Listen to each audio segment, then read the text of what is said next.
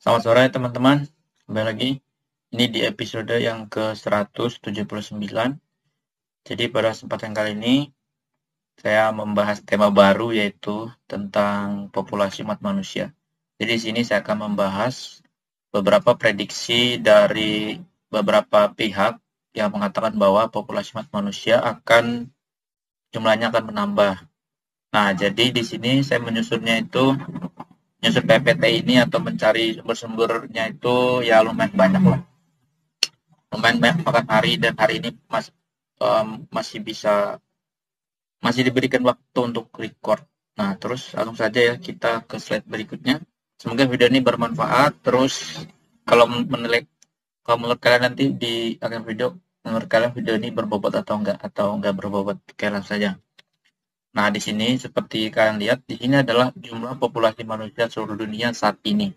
Ini saya ambil terakhir kali dari Worldometer tanggal 11 April 2021, di mana seperti yang kalian lihat, populasi manusia itu mencapai 7 miliar lebih pada saat ini. Situ lengkap, kalian bisa lihat dari kelahiran tahunnya, kelahiran hari ini, kematian, bahkan sampai dengan pertumbuhan populasi bersihnya dan kotornya. Nah, di sini kalian bisa kunjungi aja website atau dari situs Worldometer. Langsung saja kita ke slide berikutnya. Nah, ini orang udah kayak semut aja guys ya. Nah, orangnya guys banyak banget. Nah, di sini juga ketika kalian membuka Worldometer, nanti itu kalian bisa ngeklik di bawahnya atau tanda kayak panah gitu. Jadi di situ nanti ada penjelasannya langsung. Nah, di sini populasi dunia itu telah mencapai 7 miliar pada 31 Oktober 2011. Bayangkan, 2011 populasi seluruh umat manusia itu sudah mencapai 7 miliar. Itu bayangkan tahun 2011, sedangkan sekarang tahun 2021. Nah, pokoknya kalian buka aja di website Worldometer, jadi di situ semuanya lengkap, kalian tinggal baca-baca aja bagi yang pengen tahu. Langsung saja kita ke slide berikutnya. Nah, di sini ada beberapa prediksi populasi bahwa manusia yang itu populasinya akan bertambah di tahun yang akan datang. Jadi ada beberapa juga film yang membahas tentang apa sih dampak yang akan terjadi ketika populasi manusia itu bertambah atau ya populasinya melebihi, bisa-bisa bumi kayak nggak kuat gitu guys, nampung populasi manusia yang semakin banyak. Jadi nanti saya tunjukin film-filmnya, gambar-gambar yang bisa kalian lihat lah judul-judulnya. Nah, di sini menurut studi dari Institute for Health Metrics and Evolution di University of Washington mengenai populasi dunia, mereka memprediksi akan mencapai puncaknya pada tahun 2064. Sekarang udah 2061. Kalian yang matematika hitung kurang berapa tahun lagi tuh. Yaitu sebanyak 9,7 miliar. Kemudian mengalami penurunan menjadi sekitar 8,8 miliar di akhir abad ini. Ini dia memprediksikannya atau dia mengeluarkan ucapan ini pada tanggal 15 bulan 7 tahun 2020. Jadi akan naik ya 9,7 miliar, dari 7 miliar saat ini menjadi 9,7 miliar pada tahun 2064. Selanjutnya dikutip dari The New York Times, John Wilmot, Direktur Divisi Populasi di Departemen Urusan Ekonomi dan Sosial PBB, mengatakan asumsinya bahwa negara-negara dengan tingkat kesuburan rendah tidak akan melakukan apapun untuk menaikkannya antara sekarang dan 2100. Terus kita lanjut ke prediksi selanjutnya. Ini dari PBB tahun 2019. Populasi manusia bisa mencapai 10,9 miliar manusia pada tahun 2100. Nah, terakhir adalah dari saya sendiri. Menurut saya buat kontennya sudah jelas ya, populasi dunia atau manusia ya saya bilang untuk beberapa tahun ke depan masih akan terus bertambah, terutama bagi negara-negara yang populasi penduduknya banyak ya, kayak Cina, Indonesia, India, itu pasti dia otomatis naik. Oke, nanti itu adalah beberapa prediksi dari beberapa pihak yang mengatakan bahwa populasi manusia akan naik di tahun yang akan datang. Sekarang, nah di sini sekarang kita masuk dalam negara kita sendiri. Indonesia juga ikut menambah ledakan populasi. Indonesia juga menurut PBB akan menjadi salah satu kontribusi dalam meledakkan populasi manusia. Sudah jelas karena Indonesia merupakan salah satu dari negara dengan penduduk terbanyak. Seperti yang saya bilang tadi sebelumnya, sudah pasti Indonesia bakalan nambah juga penduduknya. Setelahnya, 7 negara lain yang akan berperan dalam pertumbuhan populasi dunia selama 30 tahun ke depan adalah Pakistan, Ethiopia, Tanzania, Indonesia, Republik Demokratik Kongo, Mesir, dan yang terakhir Amerika Serikat.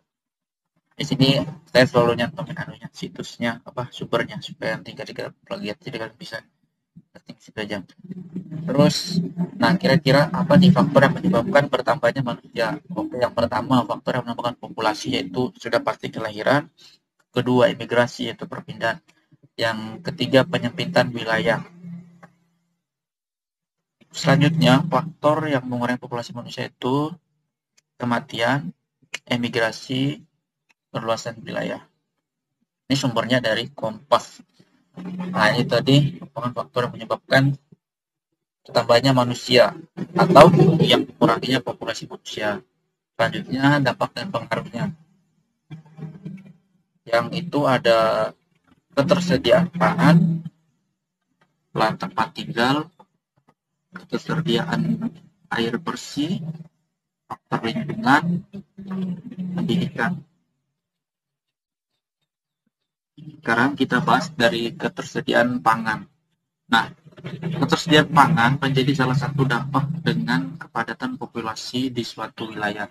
Karena pertumbuhan populasi di dunia sangat cepat daripada ketersediaan pangan.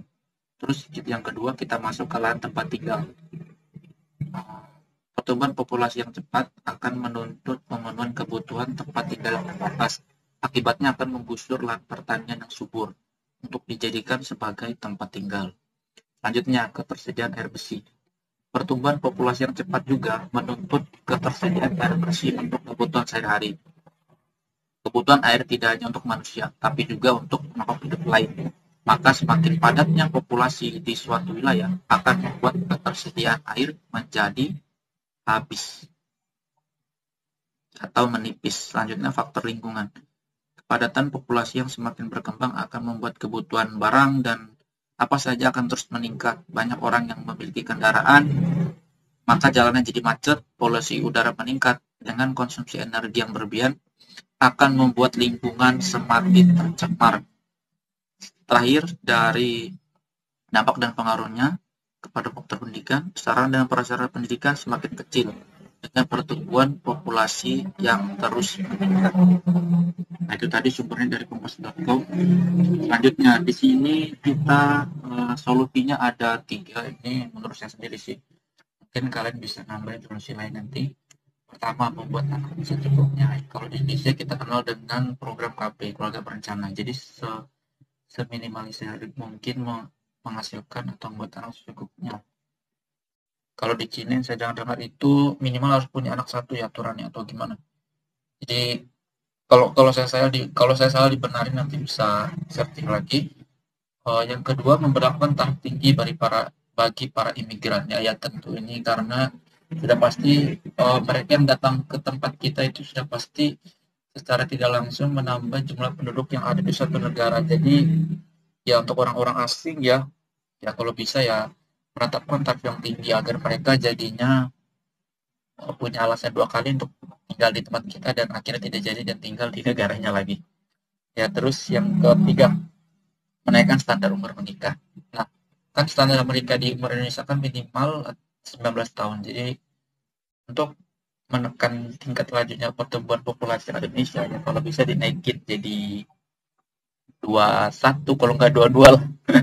Ya ini menurut saya aja menaikkan standar umur menikah. Ya jadi itu solusinya ada 3 tadi. Pertama, membuat anak secukupnya. Kedua, memperlakukan tarif tinggi bagi para imigran. Ketiga, menaikkan standar umur menikah. Terus kalau kalian ada solusi lain nggak terkait masalah populasi dunia? Ya menurut kalian jadi video ini bermanfaat enggak, berbobot atau enggak? Nah nanti saya taruh di bawah filenya, yaitu share saya pakai link saja nanti di Google Drive, kan download sendiri kalau kalian mau lihat PPT-nya. Oke, segitu aja. Semoga bermanfaat. Sampai jumpa di video berikutnya. Bye bye.